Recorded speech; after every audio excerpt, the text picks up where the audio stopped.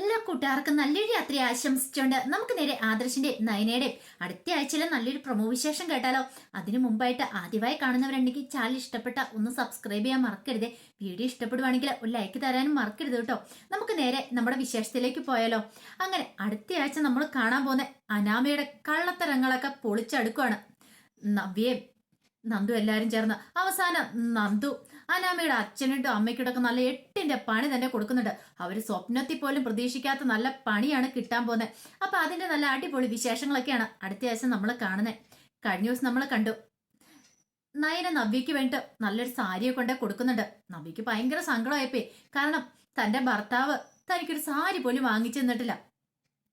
അവന്റെ കൂടെ കുഞ്ഞാ തന്റെ വയറ്റി വളരുന്നേ. എന്നിട്ടോ തന്നെ ഒന്ന് കെയർ ചെയ്യുവോ അല്ലെങ്കിൽ തന്നെ ചേർത്ത് പിടിക്കോ, തനിക്ക് എന്താ വേണ്ടേന്ന് പോലും ചോദിച്ചില്ല. അങ്ങനെ ആ കിട്ടിയ സാരിയും നെഞ്ചോട് ചേർത്ത് നവ്യയുടെ കണ്ണിങ്ങനെ നിറഞ്ഞൊഴുകുവാണ്. അപ്പോഴേക്കാണ് അബി അങ്ങോട്ടേക്ക് കയറി വരുന്നേ. അബിനെ കണ്ട് നവ്യക്ക് ദേഷ്യം ഇരച്ചു കയറി. അബി വന്നു കഴിഞ്ഞപ്പത്തേനും നവ്യ പറഞ്ഞു, കണ്ടോടാ നീ കാണാൻ പറയാണ്. എന്ത്? ഇങ്ങ് നോക്ക്, നിന്റെ ഏട്ടൻ വാങ്ങിച്ചു തന്നാന്ന് പറയാണ്. ഇത് കണ്ടു കഴിഞ്ഞപ്പത്തേനും അബി പറഞ്ഞു, ഓ അതാണോ വലിയ കാര്യമായിട്ട് നീ കാണിക്കുന്നേ. എടാ നീ എന്റെ വയറ്റി വളർന്ന കുഞ്ഞിന്റെ അച്ഛനല്ലേടാ, എന്നിട്ട് നിനക്ക് എങ്ങനത്തെ ഒരെണ്ണം വാങ്ങി തന്നോ? നീ എന്തേലും ഒരു സാധനം വാങ്ങി തന്നോ? ഭാര്യയ്ക്ക് 5 മാസമായെന്ന് നിനക്കറിയാവോ? അതെങ്ങനെയാ? എന്റെ വയറ്റി വളർന്ന കുഞ്ഞിനെ ഇല്ലാതാക്കാൻ നടക്കുന്നവനല്ലേ നീയാ, പിന്നെ നീ എങ്ങനെയാ വാങ്ങിച്ചേരുന്നില്ലേ? ഇത് കേട്ടതും അബി പറഞ്ഞു, പിന്നെ നിന്റെ വയറ്റി വളർന്ന കുഞ്ഞ് അത് ആരുടെയാന്ന് ആര് കണ്ടെന്ന് പറയണം. ഇത് കേട്ടതും നവ്യ എന്നിട്ട് നീ എന്താടാ പറഞ്ഞേ എന്നും പറഞ്ഞ് അവന്റെ കോളറിന് അങ്ങോട്ട് കയറി പിടിക്കണം. ദേ സഹിക്കുന്നതിനും ക്ഷമിക്കുന്നതിനും ഒരു പരിധി ഉണ്ട് കേട്ടോ എന്ന് പറയണം.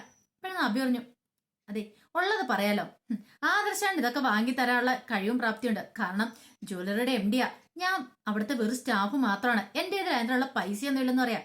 അതേടാ നിന്റെ കയ്യിൽ അതിനുള്ള പണമൊന്നും ഇല്ലെന്ന് എനിക്കറിയാം. കാരണം നിനക്ക് കിട്ടുന്ന പണം കണ്ട പെണ്ണുങ്ങൾക്ക് കൊടുക്കാൻ തികയുന്നില്ലെന്ന് പറയാം. അതേടി അങ്ങനെ തന്നെയാ, നീ കൊള്ളത്തില്ലെങ്കിൽ ഞാൻ അങ്ങനെ കൊണ്ടേ കൊടുത്തെന്നിരിക്കുമെന്ന് പറയണം. പെട്ടെന്ന് അവയെ ചെന്നിട്ട് അവന്റെ കൊളറിന് വീണ്ടും പിടിക്കണം. നീ എന്താടാ പറഞ്ഞെന്ന് ചോദിക്കും. ഒരു കാര്യം ഞാൻ പറഞ്ഞേക്കാം, എന്റെ വയറ്റി വരുന്ന കുഞ്ഞിനെ ഓർത്തിട്ട് ഞാനിക്ക് സഹിക്കുകയോ ക്ഷമിക്കുകയും ചെയ്യുന്നത്. അല്ലെങ്കിൽ ഇപ്പൊ നിന്റെ കർണം അടിച്ച് പൊട്ടിച്ചാനെന്ന് പറയാം. എന്നാ ചെയ്യടി എന്നും പറഞ്ഞിട്ട് അബിയും കൂടെ അങ്ങോട്ടേക്ക് വരുവാണ്. അവസാനം നവ്യക്ക് നട്ടപ്രാന്തായിപ്പോയി.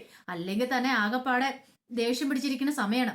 ഭർത്താവാണ് പോലും, അവനും അതെ അവന്റെ അമ്മയും അതെ, തനിക്ക് എന്താ വേണ്ടതെന്ന് പോലും ചോദിച്ചിട്ടില്ല. പക്ഷേങ്കില് അമ്മായി ആണെങ്കിൽ തനിക്ക് ഇഷ്ടപ്പെട്ട പലഹാരം കാര്യങ്ങളെല്ലാം ഉണ്ടാക്കിയിട്ടുണ്ട്. ഇവര് രണ്ടുപേരും ഈ വിഷജന്തുക്കള് പറഞ്ഞിട്ട് കാര്യമില്ല, തന്റെ യോഗം താനായിട്ടെടുത്ത ജീവിതമാണ് എന്നൊക്കെ കരുതിയിട്ട് നബി പിന്നെ ദേഷ്യം അടക്കി അങ്ങോട്ട് നിൽക്കുകയാണ്. പിന്നീട് അബി ദേഷ്യപ്പെട്ട് മുറിയിൽ നിന്ന് അങ്ങോട്ട് ഇറങ്ങി പോവാണ്. ആ സമയത്ത് അബി ദേഷ്യപ്പെട്ട് അങ്ങോട്ടേക്ക് പോവാണ്. പിന്നീട് നന്ദു കനകയും ഗോവിന്ദനും ഒക്കെ അനന്തപുരിയിലേക്ക് വരാനായിട്ട് ഒരുങ്ങുവാണ്. ഈ സമയത്ത് കനക പറഞ്ഞു, എനിക്ക് അങ്ങോട്ട് പോകുന്ന കാര്യം ഓർക്കുമ്പോൾ നല്ലൊരു ബുദ്ധിമുട്ടാണെന്ന് പറയാൻ. ഗോവിന്ദൻ പറഞ്ഞു, നമ്മൾ എന്തിനാ വിഷമിക്കേണ്ട കാര്യമില്ല. മൂർത്തി മുത്തശ്ശനും അവിടുത്തെ മുത്തശ്ശിയൊക്കെ നമ്മളെ വിളിച്ചിരിക്കുന്നതല്ലേന്ന് ചോദിക്കുക. അത് ശരി തന്നെയാ, പക്ഷേങ്കില് അവളുടെ ആ അനാമികനെ അവളെ ഓർത്ത് കഴിയുമ്പോൾ സഹിക്കാൻ പറ്റുന്നില്ല. അനാമികനെ അവളുടെ വീട്ടുകാരെ കുറിച്ച് ഓർത്ത് കഴിയുമ്പോൾ എന്ത് ചെയ്യാനാന്ന് പറ, നമ്മുടെ വിധി അല്ലാതെ നമുക്ക് അനുഭവിച്ചല്ലേ പറ്റുള്ളൂ എന്നൊക്കെ പറയാം. നന്ദു പറഞ്ഞു, എന്റെ നേർക്ക് എന്തേലും പറഞ്ഞുകൊണ്ട് വന്നിട്ടുണ്ടെങ്കിൽ ഞാൻ വെറുതെ വിട്ടുകൊടുക്കില്ല, അവളെ ഞാൻ അവിടെ ഇട്ട് തല്ലൂന്ന് പറയണം. കനക പറഞ്ഞു, ദൈവത്തെ ഓർത്ത് അവിടെ വെച്ച് ഒരു പ്രശ്നം ഉണ്ടാക്കരുത്. അറിയാലോ നന്ദൂട്ട, എന്തേലും പ്രശ്നം ഉണ്ടാക്കിയിട്ടുണ്ടെങ്കിൽ അത് നിന്റെ ചേച്ചിമാരെ ബാധിക്കുന്ന കാര്യമാണ് എന്നും പറഞ്ഞോണ്ട് എത്രയാന്ന് വെച്ചാൽ സഹിക്കുകയോ ക്ഷമിക്കുകയും ചെയ്യുന്നേ. നന്ദൂട്ട നീ ഞങ്ങളുടെ ഒപ്പം നിന്നാ മതി, എല്ലാം കണ്ടില്ല കേട്ടില്ലെന്ന് പറഞ്ഞങ്ങോട്ട് പോയാൽ മതി, പോയിട്ട് തിരിച്ചു വരുന്നോടം വരെ ഒരു പ്രശ്നം ഉണ്ടാക്കല്ലെന്ന് പറയണം. അങ്ങനെ നന്ദു അവസാനം പറഞ്ഞു, ശരി ഞാൻ നോക്കട്ടെ എന്നൊക്കെ പറയാം. നന്ദുവിനറിയാം അവിടെ ചെന്നിട്ടുണ്ടെങ്കിൽ അനാമിക എന്തെങ്കിലും ഒക്കെ പറഞ്ഞ് ചൊറിഞ്ഞുകൊണ്ട് വരുമെന്ന്. അനാമയ്ക്ക് സഹിക്കത്തില്ല എന്നും അറിയാം. ആ സമയം അനാമിക കട്ടക്കലിപ്പിലാണ്. അനാമിക വീട്ടിലേക്ക് വിളിച്ച് അവിടെ നടക്കുന്ന ചടങ്ങിനെ കുറിച്ചൊക്കെ പറയാണ്.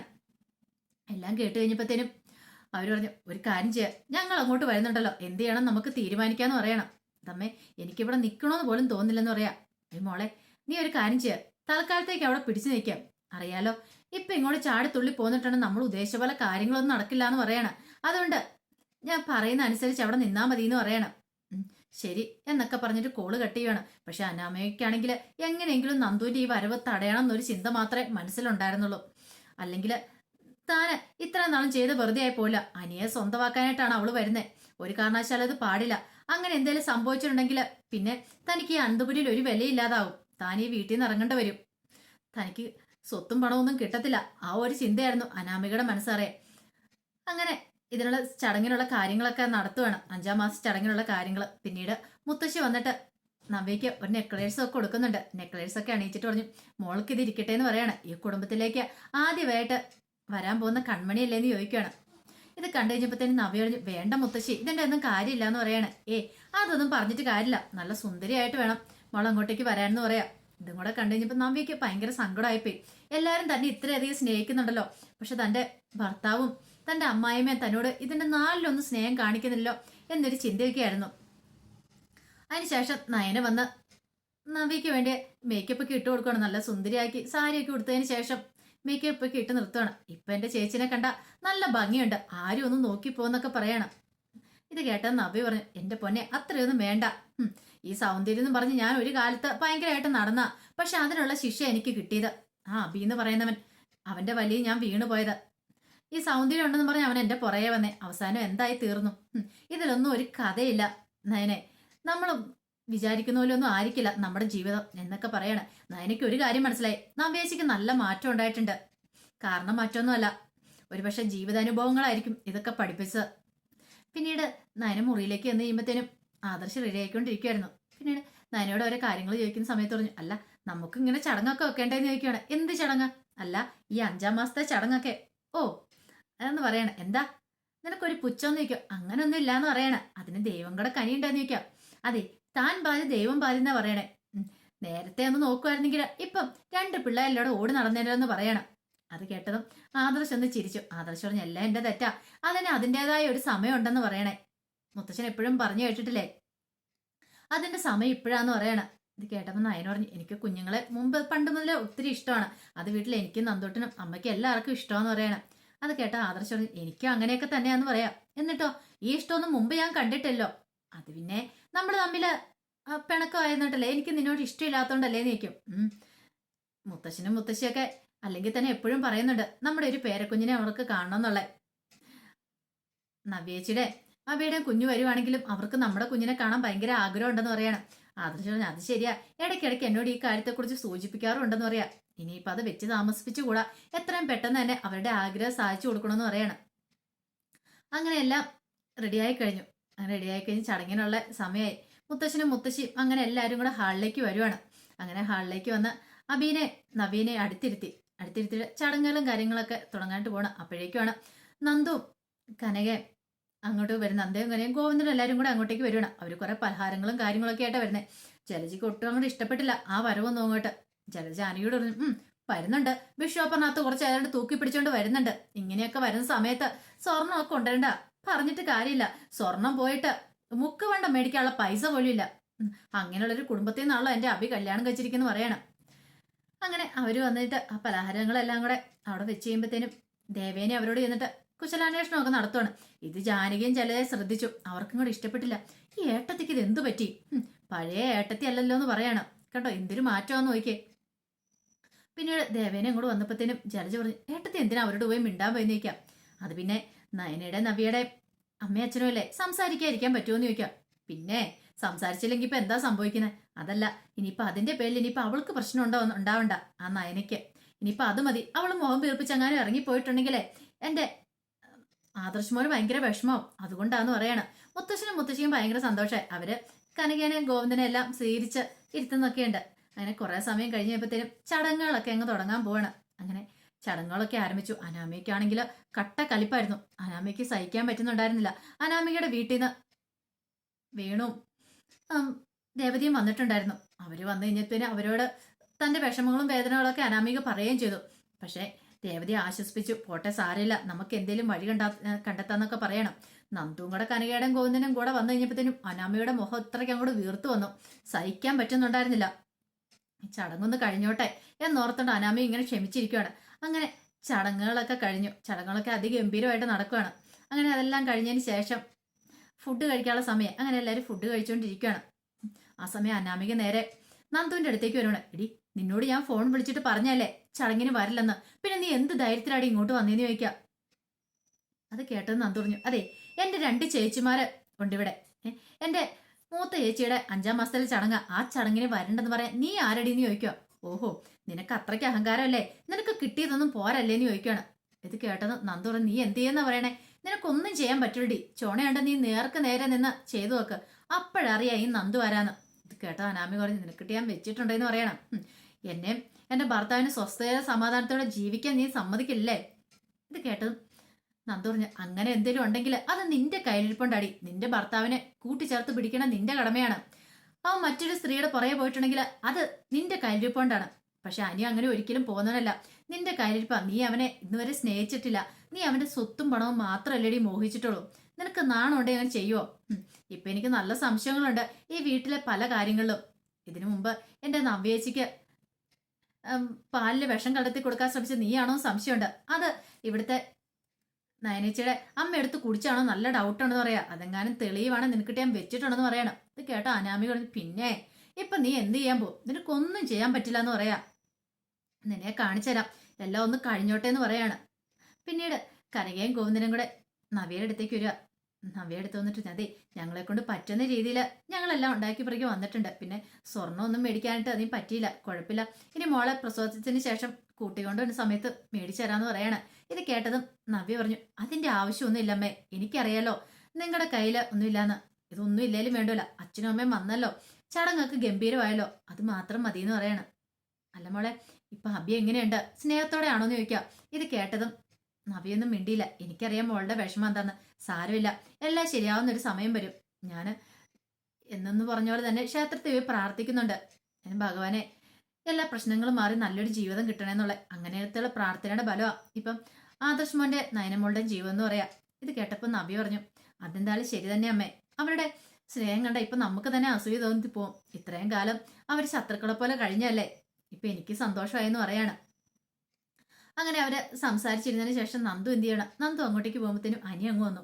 പെട്ടെന്ന് അനി വന്ന് നന്ദുവിനോട് സംസാരിക്കുകയാണ്, വിശേഷങ്ങളൊക്കെ തിരക്കുവാണ്. നന്ദുവിന് ചെറിയൊരു ബുദ്ധിമുട്ടുണ്ടായിരുന്നു. ഇനിയിപ്പോൾ ഇതെങ്ങാനും കണ്ടുകൊണ്ട് വന്നിട്ടുണ്ടെങ്കിൽ, ആരെങ്കിലും കണ്ടുകൊണ്ട് വന്നാൽ പിന്നെ അത് മതി പ്രശ്നം.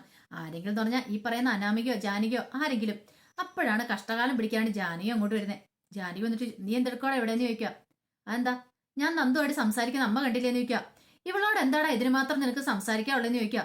അതെന്താമ്മേ, വീട്ടിൽ വരുന്ന ആൾക്കാരോട് സംസാരിക്കാൻ മേലെന്ന് ഒന്ന് ചോദിക്കാം. ഓ, ഈ മൊട്ടേച്ചിയോട് സംസാരിച്ചാലും മതി. ഒരു കാര്യം ഞാൻ പറഞ്ഞേക്കാം, ഇനി ഇതിന്റെ പേരിൽ എന്തെങ്കിലും പ്രശ്നം ഉണ്ടായിട്ടുണ്ടല്ലോ, നിനക്ക് നിന്റെ സ്വന്തം ഭാര്യയോട് സംസാരിക്കാൻ സമയമില്ല, കണ്ടവൾമാരോടൊക്കെ കൊഞ്ചിക്കൊഴയ സമയമുണ്ടല്ലേന്ന് ചോദിക്കാം. എന്റെ അമ്മേ, കുറച്ചുകൂടി മാന്യമായിട്ട് സംസാരിക്കണം കേട്ടോ എന്ന് പറയണം. പിന്നെ മാന്യത എടി, നിനക്ക് നാണം ഉണ്ടോടി? ഇവന്റെ കല്യാണം കഴിഞ്ഞാന്ന് പറയണം. ദേ ആന്റി, വെറുതെ പ്രശ്നം ഉണ്ടാക്കാൻ വരില്ല. അനി എന്നെ കണ്ടപ്പം സംസാരിക്കാനായിട്ട് ഇങ്ങോട്ട് വന്നാ, അല്ലാതെ ഞാൻ നിങ്ങളുടെ മോന്റെ അടുത്തേക്ക് ചെന്നല്ലെന്ന് പറയാം. അതേടി, നീ വശീകരിച്ചു വെച്ചേക്കുവാന്ന് എനിക്കറിയാം, നീ കൂടുതലൊന്നും പറയണ്ട എന്നൊക്കെ പറഞ്ഞോണ്ട് ദേഷ്യപ്പെടുവാണ് നന്ദുവിനോട്. നന്ദു പിന്നെ ഒന്നും മിണ്ടാതെ അങ്ങോട്ട് പോയി. കാരണം കനക പറഞ്ഞിട്ടുണ്ടായിരുന്നു ഒരു പ്രശ്നം ഉണ്ടാക്കരുതെന്ന്. അങ്ങോട്ട് പോയി അങ്ങനെ മാറി നിൽക്കുവാണ്. ഈ സമയത്ത് രേവതി നയന അനാമിയും കൂടെ അവിടെ സംസാരിക്കുന്ന കേൾക്കുന്നത്, അവർ സംസാരിച്ചുകൊണ്ടിരിക്കുന്ന കണ്ടു. നന്ദു എന്ത് ചെയ്ത് ഇനിയിപ്പോൾ അങ്ങോട്ട് പോയി പ്രശ്നം ഉണ്ടാക്കണ്ടല്ലോ എന്ന് കരുതിയിട്ട് നന്ദു പതുക്കെ ഇങ്ങോട്ട് മാറിപ്പോന്നു. ഇനിയിപ്പോൾ എന്തിനാ വെറുതെ ഒരു പ്രശ്നം ഉണ്ടാക്കുന്നേ, അങ്ങനെ കരുതി ഇങ്ങോട്ട് മാറിപ്പോന്നെ. അപ്പോഴേക്കാണ് നവ്യ അങ്ങോട്ടേക്ക് ചെല്ലുന്നത്. നവ്യ എന്നോട് പാസ് ചെയ്ത് പോയപ്പോഴാണ് ആ കാര്യങ്ങൾ കേൾക്കുന്നത്. എടി മോളെ, ഇവള് 5 മാസമായില്ലേ, എന്ത് ചെയ്യാനെന്ന് പറ. അന്ന് ഇതങ്ങോട്ട് പോകുമായിരുന്നെങ്കിൽ ഇപ്പൊ ഈ ആഘോഷ ചടങ്ങിനെ ഒന്നും ആവശ്യം വരില്ലായിരുന്നു. ഒരുത്തി ഇങ്ങോട്ട് കയറി വരത്തില്ലായിരുന്നു പറയണം. നവ്യ പെട്ടെന്ന് ഒരു നിമിഷം അവിടെ ശ്രദ്ധിച്ചു. അപ്പോഴാണ് നവ്യ ആ കാര്യങ്ങൾ കേൾക്കുന്നത്. അന്ന് ആ പാലിനകത്ത് വിഷം കലക്കിയ സമയത്ത് ഇച്ചിരോടെ നമ്മൾ ശ്രദ്ധിക്കുമായിരുന്നെങ്കിൽ അവളുടെ വയറ്റിൽ കിടക്കുന്ന കുഞ്ഞു പോയാനോ അല്ലേന്ന് ചോദിക്കണം. അത് ശരിയാ, അത് എന്ത് ചെയ്യാനമ്മേ, ഇനി പറഞ്ഞിട്ട് കാര്യമില്ല. സാരമില്ല, ഇനി സമയമുണ്ട്. അവളുടെ വയറ്റിൽ വളരുന്ന കുഞ്ഞിനെ അവളെയും കൂടെ അങ്ങോട്ട് തീർത്ത് കളഞ്ഞാലേ അതോടുകൂടി ഒഴിയാബാധ അങ്ങോട്ട് പോകില്ലോ എന്ന് പറയാം. പിന്നീടുള്ള അവൾമാർക്കിട്ടുള്ള നമുക്കിട്ട് വഴിയെ കൊടുക്കാന്നൊക്കെ പറയണം. എല്ലാം കേട്ട് കഴിഞ്ഞപ്പോൾ അനാമിക പറഞ്ഞു ശരിയമ്മേന്ന് പറയണം. അങ്ങനെ അതെല്ലാം പറഞ്ഞ് മകൾക്ക് വേണ്ട ഉപദേശം എല്ലാം കൊടുത്തതിന് ശേഷം രേവതി വേണുവും കൂടെ അങ്ങോട്ട് പോവാണ്. ഇത് കേട്ട് കഴിഞ്ഞാൽ നവ്യക്ക് സഹിക്കാൻ പറ്റുന്ന കാര്യമാണോ? അവരങ്ങോട്ട് പോയ പിറകെ നവ്യ അങ്ങോട്ട് പാഞ്ഞു ചെല്ലുവാണ് അനാമയുടെ അടുത്തേക്ക്. നീ എന്താടി പറഞ്ഞേ? എന്റെ വയറ്റ് വരുന്ന കുഞ്ഞിനെ ഇല്ലാതാക്കാനായിട്ട് നീ ആ പാലിനകത്ത് വിഷം കലർത്തി അല്ലേന്ന് ചോദിച്ചോണ്ട് അവളുടെ കർണം പൊട്ടിക്കാണി. സത്യങ്ങളെല്ലാം എനിക്ക് മനസ്സിലായി എന്ന് പറയാണ്. പിന്നീട് അവിടെ നവ്യയുടെ വക അവളുടെ കർണത്ത് 2 കവളത്ത് മാറി മാറി കൊടുത്തു. അവസാനം ഒരു വ്യക്തി അനാമ പറഞ്ഞു, എന്നെ തല്ലല്ലെന്ന് പറയണം, നിന്നെ തല്ലുമല്ല ഞാൻ കൊല്ലുവാ ചെയ്യേണ്ടതെന്ന് പറയണം. അപ്പോഴേക്കും നന്ദു അങ്ങോട്ട് വന്നു. നന്ദു കണ്ടു. എന്താ നവ്യേച്ചി, എന്താ കാര്യം ചോദിക്കണം. ഇവൾ ഒറ്റയൊരുത്തി ആ ചതി ചെയ്തേ. എന്തേ, എന്റെ വയറ്റി വിടുന്ന കുഞ്ഞിനെ ഇല്ലാതാക്കാനായിട്ട് പാലിനകത്ത് വിഷം കലർത്തിയത് ഇവളാന്ന് പറയണം. എന്നിട്ടോ അത് മാത്രമല്ല വേറെ പല കള്ളത്തരങ്ങളും ചെയ്തിട്ടുണ്ടെന്ന് എനിക്ക് തോന്നിയെന്ന് പറയണം. അങ്ങനെയാണ് ഇവളെ വെറുതെ വിടലെന്ന് പറയണം. ഇവൾക്കിട്ടുള്ള പണി ഞാൻ കൊടുത്തോളാന്ന് പറയണം എന്നും പറഞ്ഞിട്ട് നന്ദുവിന്റെ വക നന്ദുവും കൊടുക്കുകയാണ്. അവസാനം അവള് അനാമികനെ ഒരു പരുവാക്കിയിട്ട് പിന്നീട് അവൻ നവ്യോട് പറഞ്ഞു, തൽക്കാലത്തേക്ക് ഈ വീട്ടിൽ ഇത് ആരും അറിയണ്ട, കാരണം ഇത് അറിഞ്ഞിട്ടുണ്ടെങ്കിൽ ഈ പറയുന്ന മുത്തശ്ശനും മുത്തശ്ശിക്കും എല്ലാവർക്കും വിഷമാവുമല്ലോ. നവ്യൻ പറഞ്ഞു, ശരിയാ, ഇവൾ അറിയണ്ട, ഇവൾക്കൊട്ടുള്ള കൂലി ഞാൻ കൊടുത്തുള്ള ബാക്കി ഞാൻ നോക്കിക്കോളാം നന്ദു പറയണം. നന്ദുവിനൊക്കെ വെറുതെ ഇരിക്കാൻ പറ്റുമോ? പിന്നീട് നന്ദു തന്നെ ഫ്രണ്ട്സിനെ വിളിക്കുകയാണ്. ഫ്രണ്ട്സിനെ വിളിച്ചിട്ട് പറഞ്ഞു, വൈകുന്നേരം ഒരു പണിയുണ്ടെന്ന് പറയണം. അങ്ങനെ ഫ്രണ്ട്സിനെ വിളിച്ചുകൊണ്ട് നേരെ വൈകുന്നേരം പോകുന്നേ രേവതിയുടെ വീടിന്റെ അടുത്തേക്കാണ്. അങ്ങനെ അവര് വീട്ടിൽ ചെന്ന് കയറി ഇത്തിരി കഴിഞ്ഞ് കഴിഞ്ഞപ്പോഴത്തേനും നന്ദു നന്ദു ഫ്രണ്ട്സും അങ്ങോട്ട് ചെല്ലുവാണ്. അങ്ങോട്ട് ചെന്നിട്ട് പിന്നെ നന്ദുവിന്റെ ഭാഗം അവിടെ സംഹാര താണ്ഡവമായിരുന്നു. വേണുവിനിട്ടും പിന്നെ രേവതിക്കിട്ടും നല്ല രീതിയിൽ കൊടുത്തു. നീ എന്റെ നവ്യേച്ചിയുടെ വയറ്റി വരുന്ന കുഞ്ഞിനെ ഇല്ലാതാക്കാൻ ശ്രമിക്കൂലേ, നിന്റെയൊക്കെ കള്ളത്തരം കാണിച്ചരടാന്ന് പറഞ്ഞോണ്ട് നല്ല രീതി കൊടുത്തു. അവസാനം അടി കൊണ്ട് രേവതി ഓടുവാണ്. വേണുവിനെ അവിടെ പിടിച്ചിട്ട് തല്ലി. മോളെ വളർത്തുന്ന ഇങ്ങനെ അല്ലെന്നൊക്കെ ചോദിച്ചോണ്ട് അവസാനം എന്തു ചെയ്യണം, എങ്ങോട്ട് ഓടണമെന്നൊരു അവസ്ഥയായിപ്പോയി. അങ്ങനെ അതിന്റെ വിശേഷങ്ങളൊക്കെ അടുത്താഴ്ച കാണാൻ പോകുന്നല്ലേ അടിപൊളി വിശേഷങ്ങളൊക്കെയാണ്.